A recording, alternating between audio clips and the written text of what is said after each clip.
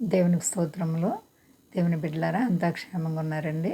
ప్రతిరోజు ప్రభువారు చక్కటి వాగ్దానాల ద్వారా మనతో మాట్లాడి మనల్ని ఎంతగానో ఆశీర్వదిస్తూ ఉన్నారు. ఆయనకే మహిమ.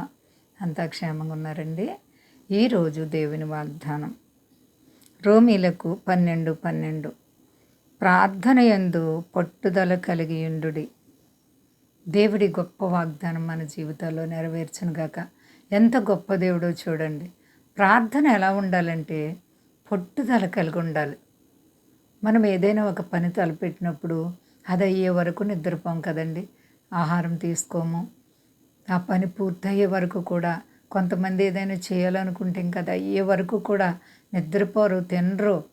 ఎంతగానో శ్రద్ధ చూపించి ఆ పనిని ఎంతో చక్కగా చేస్తారు. అంతకంటే శ్రేష్టమైనది ప్రార్థన. ప్రార్థనలో మనం పట్టుదల కలిగి ప్రార్థించినప్పుడు నీ ప్రార్థనకు దేవుడు ప్రతిఫలం ఇస్తారు.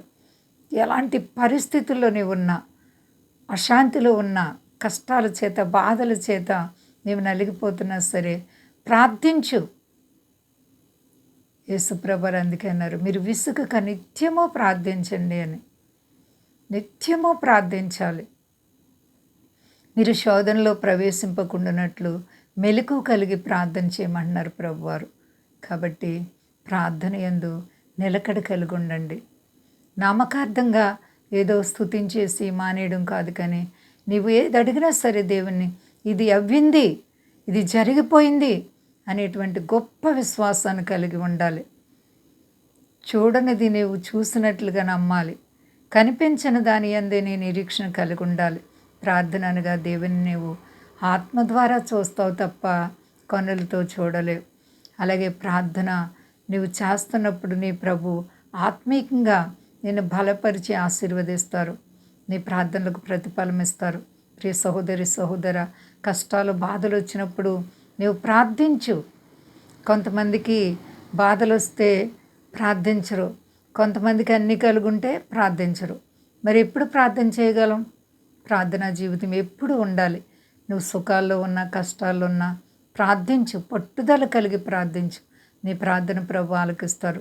వ్యాధి, బాధ, కష్టం, ఇరుకు, ఇబ్బంది, శోధనలు నిన్ను నలుపుతున్నప్పటికీ నీవు ప్రార్థించినప్పుడు నీ ప్రభు నీ కన్నీళ్లు తుడిచి అంచెలంచెలుగా హెచ్చిస్తారు. ఎవరు భయపడకండి. అంతా క్షేమంగా ఉన్నారండి. ప్రార్థించుకుందాం. ప్రేమ నమ్మకమైన మా యేసయ్య గొప్ప దేవ, అవును ప్రభువా, మా ప్రార్థన విశ్వాసం ఎలా ఉంది అనేది నువ్వు పరిచయం చేస్తున్నావు. అవును ప్రభువా, ప్రార్థన ఎందుకు పట్టుదల కలిగి ఉండమన్నావు.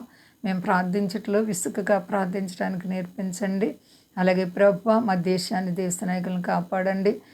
ఏ కష్టాల చేత ఏ బిడ్డలు సతమతం అయిపోతున్నారో ఆ బిడ్డలందరికీ శోధన, బాధలు, అనారోగ్యాలు యేసు నామములో విడుదల కలుగును గాక.